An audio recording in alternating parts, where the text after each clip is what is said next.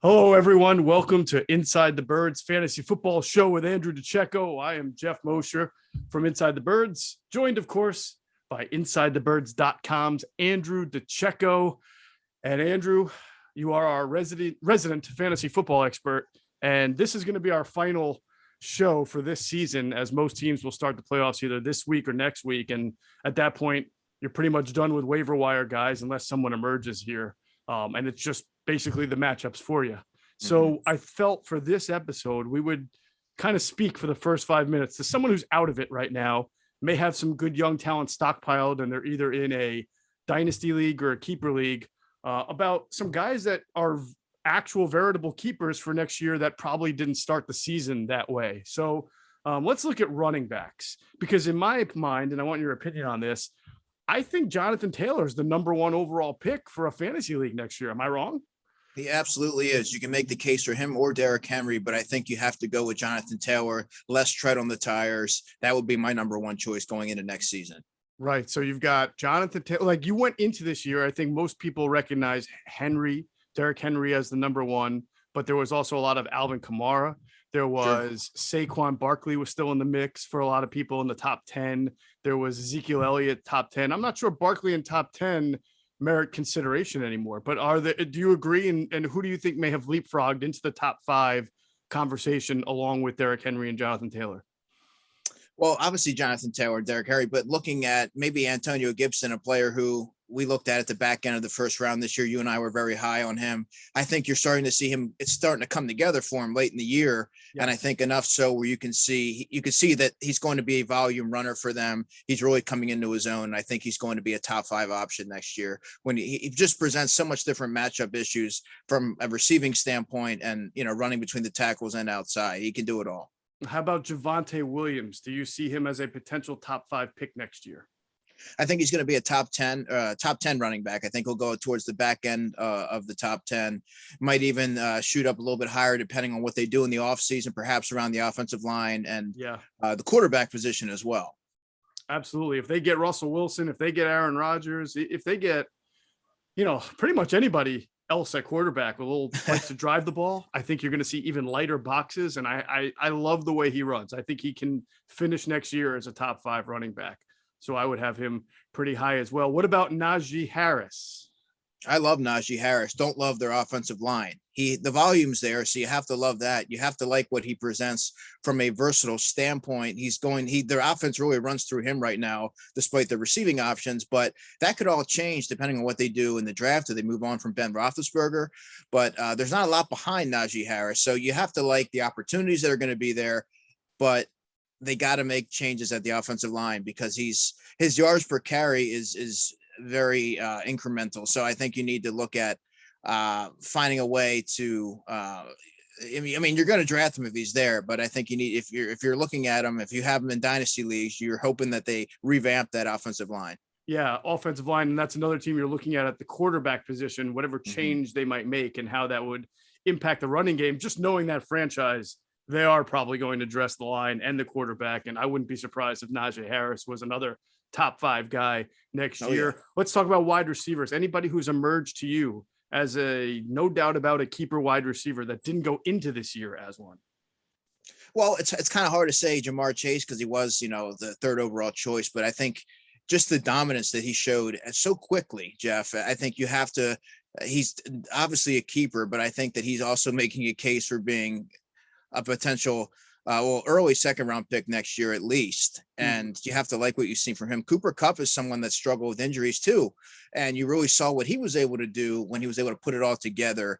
And he's really been a dominant receiver. I mean, just, week in, week out, consistent floor. And he's worked his way up into the conversation as well. All right, DeAndre Hopkins because of injuries and Devontae Adams because of the potential of Aaron Rodgers leaving. Are they more on the fence for you as potential keepers?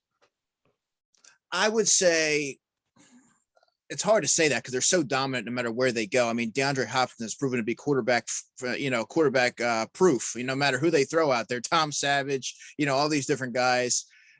And Devontae, they're just dominant players. I don't think you could overlook them and try to outsmart yourself. If they're there, you got to take them. All right. Sounds good. It sounds like there's a lot of interesting options. And the last one I'll leave you with, is this a flash in the pan for Cordarrelle Patterson? Or do you think next year he's going to be right back up there among the points leaders in fantasy football? I do think it's a flash in the pan. I think next season you're going to see him be a complementary player, which is really what he's equipped to do. Sort of bursting onto the scene randomly. You know, it's not very often you see a player break out. What is he, in his 8th season or something? So yeah, I think you can count on him as a good backup, but I wouldn't necessarily, hinge all your hopes on him having another breakout season. Not a keeper. All right. No. Let us talk about your waiver claims for this week. Anybody out there on the wire that you think needs to be picked up? Yeah, if you need a quarterback, take a look at Taysom Hill. Obviously, he is not a very consistent. He's a streaky passer, if you want to call it that. And he did commit a lot of turnovers last week, but you also saw what he's able to do from a dual threat standpoint. And I think that there's a good floor there with him. I mean, you're always going to be nervous because he could also throw up a stinker, but I think that you like the upside that he presents. I'd also look at Dontrell Hilliard if you need a running back. He's someone that I picked up a few weeks ago. Last time we saw him, he ran for 131 yards on just 12 carries. And once Adrian Peterson was out of the picture, you started to think, okay, maybe they have a plan for this guy. Deontay Foreman really hasn't done a whole lot either. Hilliard's their pass receiving running back. It's still a mess. That's a muddled backfield, but if you need a flex option or a dart throw and you're in a deeper league, I would take a look at him. They got the Jaguars this week. That's a very inviting matchup. So take a look at him. JaMycal Hasty, the running back for the 49ers. They had injuries there, like you and I have talked about before. Those Kyle Shanahan running backs always get nicked up. So Elijah Mitchell, Jeff Wilson's, his repaired knee is a little bit inflamed right now. So I would look at JaMycal Hasty as the last man standing right now, but keep an eye on the progress of Mitchell and Wilson throughout the week. And I would also say Russell Gage. He had 12 targets last week for 130 yards. They're playing the Panthers this week. So it's not a very, enticing matchup on paper, but you have to like the volume. And if you need a dart throw, Russell Gage, maybe even Jalen Guyton, the wide receiver for the Chargers as well. Obviously they're having some COVID issues with Keenan Allen and Mike Williams. So the opportunities will be there. Yeah. Gage has certainly emerged over the last few weeks as a pretty reliable target for Matt Ryan. I honestly think if you're a running back playing for Shanahan, you're making a deal with the devil. You're going to get yourself a couple of 100-yard games and look great for 2 weeks, but then you're going to be on IR for 3 or 4 weeks. I mean, every single guy, everyone gets beat up, man. It's hard for fantasy because you just don't know who's going to be playing week to week. And certainly nobody ever emerges as a keeper. I mean, I think a lot of people goofed last year on keeping Raheem Mostert. Yeah. And, Mostert looked like a guy that was going to break out this year, good value, but obviously the injury history is there. And you have to look at the running back history under Kyle Shanahan. For me, it's an avoid at all costs, despite how good they may be. I'm not taking a 49ers running back. There you go. All right, let's talk about some great stardom and sit 'em options for this weekend's action. Javante Williams, you and I talked about him at the top of the show, Jeff. 37 carries the past 2 weeks, really proving himself to be a dual threat. And I think like we talked about a couple of weeks ago, I said that halfway through the season, he's going to take over that backfield. And really, he's the clear-cut top option there. Regardless of what happens moving forward, he's going to be their volume guy, their top running back. Play him this week. I would also play Chuba Hubbard this week as well. He's proven that he can really step in and be effective in the absence of Christian McCaffrey. They have a nice matchup against the Falcons. I think that he's going to continue to have, he could have another 100-yard game. And I would also say T. Higgins. T. Higgins has been on fire the past couple of weeks, 15 catches, 252 yards, and a touchdown each of the past 2 weeks. Jamar Chase has cooled off a little bit while T. Higgins has seen his usage really surge. So he's another player that I would throw in there. They're going against the 49ers, and I think that there's going to be an opportunity there for him to have another big week. All right. Sounds good. Now, who's not going to have a big week? Who should we avoid playing?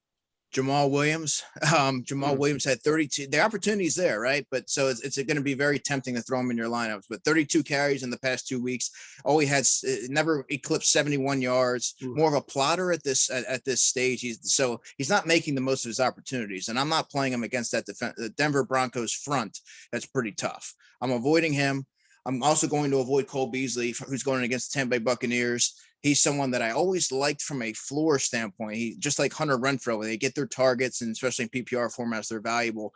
But he really has not done much with his opportunities. He hasn't found the end zone. And I think right now, if you're throwing him in there in the flex play, looking for a safe, floor, I mean, he could cost you your matchup. So I would get him out of your lineups. And then Rashad Bateman, you and I like Rashad Bateman, throw up a stinker last week, a big old goose egg, 5 catches, 31 yards over the past couple of weeks. I don't know. That whole offense is in disarray right now, Jeff. I don't know how you can have any confidence in any piece of that offense right now, especially moving into the crucial part of the fantasy season. It's funny you bring that up. I just waived him in one of my 2 leagues because I'm fairly deep at wide receiver. And he wasn't going to get on my in my lineup going forward, no matter what, unless all of a sudden I dropped him. I dropped him this morning as well for Jalen Guyton. There you go. That's a smart move. All right. This has been an awesome season. Thank you so much, Andrew DiCecco, for being our voice of fantasy football, our expert all year long with the Inside the Birds Fantasy Football Show. We wish everybody who's in the playoffs great luck and much success. Hope everybody wins a title. And those who are out, there's always next year. And hopefully some of our advice today will help you for your planning for the 2022 season. For Andrew DiCecco, I'm Jeff Mosher. We appreciate you watching us all year long on the Inside the Birds Fantasy Football Show.